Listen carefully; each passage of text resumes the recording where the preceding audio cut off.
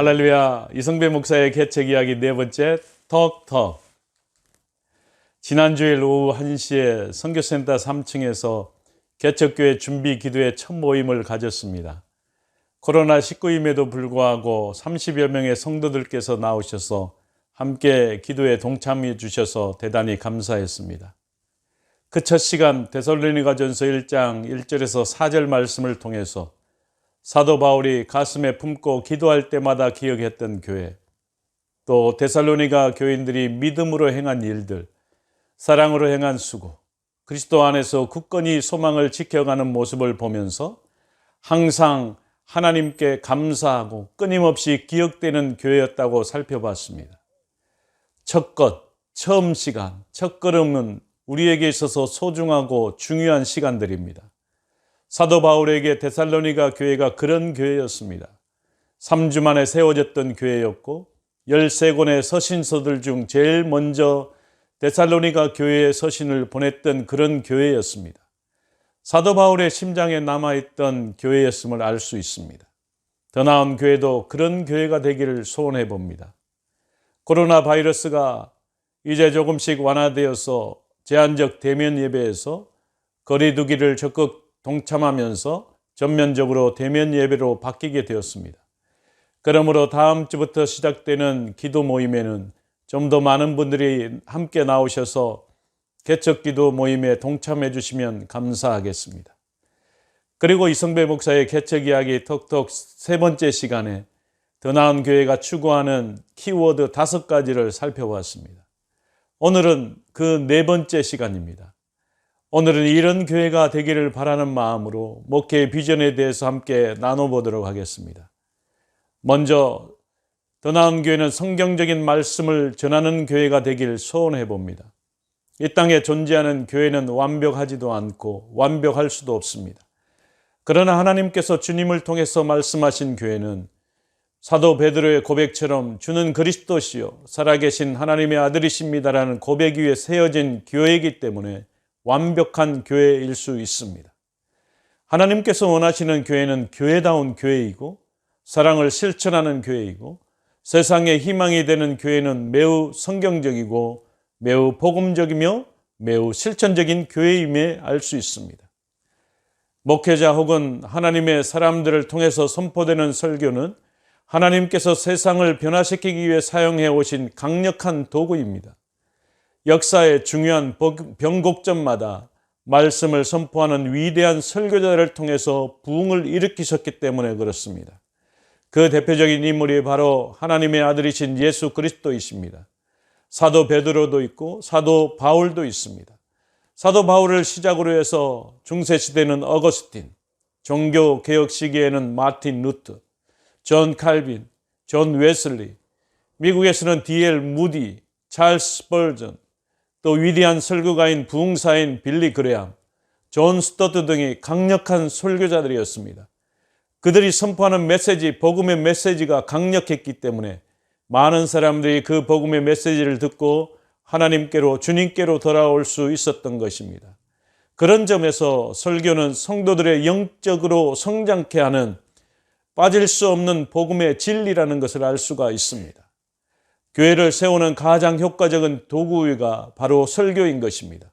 설교를 통해서 선포되는 메시지가 얼마나 중요한지를 우리에게 가르쳐주고 있습니다. 그래서 사람들이 교회를 선택함에 있어서 가장 주된 요인으로 목회자의 설교를 고려하는 것은 놀라운 일이 아닐 것입니다. 더 나은 교회는 말씀을 준비함에 있어서 성경에 충실하면서도 현대적인 감각에 떨어지지 않도록 최선을 다하고 말씀을 듣는 성도들은 자신의 삶을 돌아보며 하나님의 사랑을 새롭게 깨닫고 결단하고 헌신을 통해서 아름다운 변화를 경험할 수 있을 것입니다. 그런 교회가 되기 위해서 노력하고 최선의 모습으로 하나님 앞에 더욱더 나아가기를 원합니다.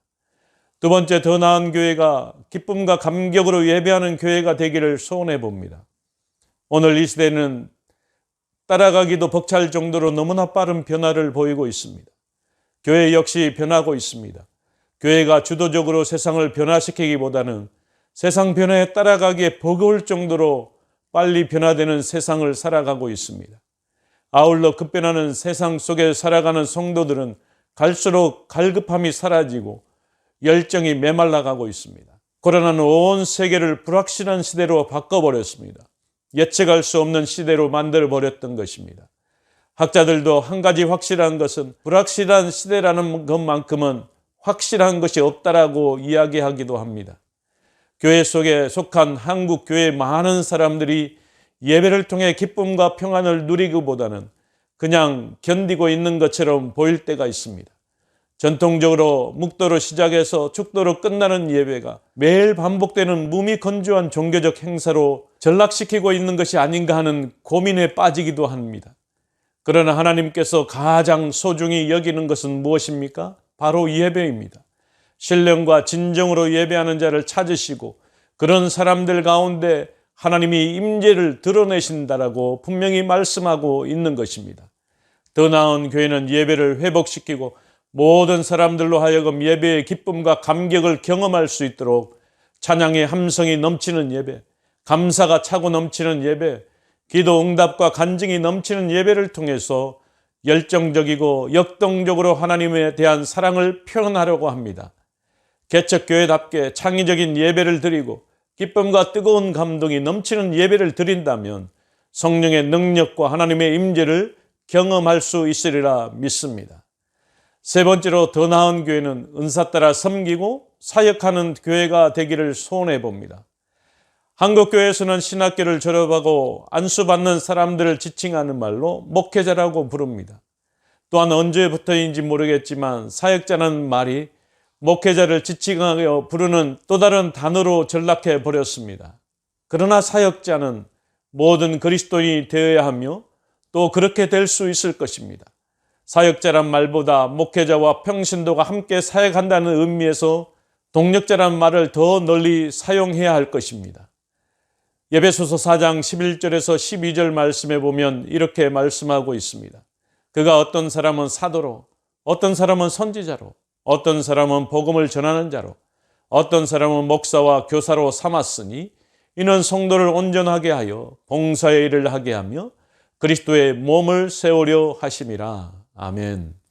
더 나은 교회는 사도 바울의 봉사의 일, 즉 사역과 교회를 세우는 일을 특정한 목회자의 전유물이 아니라 모든 믿는 자의 사명임을 분명히 밝히고 있는 것처럼 말씀들에 근거하여 사역자와 평신도 이분법적인 것으로 접근하기보다는 목회자와 평신도가 함께 동력함으로 말미암아 교회를 세워나가는 것이 하나님께서 요구하고 있는 것입니다.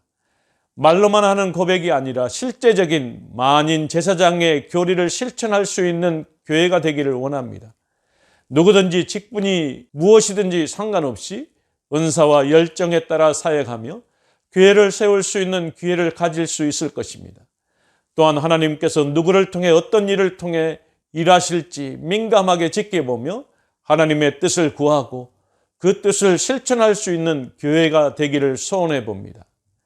네 번째로 더 나은 교회는 다양하고 체계적으로 교육하는 교회가 되기를 소원해 봅니다. 사람이 건강하게 성장하려면 제대로 된 양육과 교육을 받아야 하듯이 건강한 영적 성장을 위해서도 다양하고 체계적인 양육과 양질의 교육이 필수적인 것입니다. 하나님은 그 중요성을 아셨기 때문에 교회에 영적 지도자를 세우시고 또 교사를 세우셨고 그 교사들과 영적 지도자를 통해서 가르치는 교회로 거듭나기를 원하시는 것입니다. 그러나 모든 교회가 이 거룩한 책임을 잘 감당하고 있지 못한 것이 현실이기도 합니다. 디모데후서 3장 16절과 17절 말씀에 보면 모든 성경은 하나님의 감동으로 된 것으로 교훈과 책망과 바르게 함과 의로 교육하기에 유익하니 이는 하나님의 사람으로 온전하게 하며 모든 선한 일을 행할 능력을 갖추게 하려 함이라. 아멘. 더 나은 교회는 개개인의 구원을 강조할 뿐만 아니라 이에 그치지 않고 구원받은 성도의 체계적인 양육과 수준에 맞는 성경 교육을 제공할 것입니다. 제가 담당할 수 없는 부분은 도움을 청해서라도 이 일을 함께 이루어 나갈 것입니다. 이 일에 적극적으로 동참해 주시는 저와 여러분이 되기를 원합니다.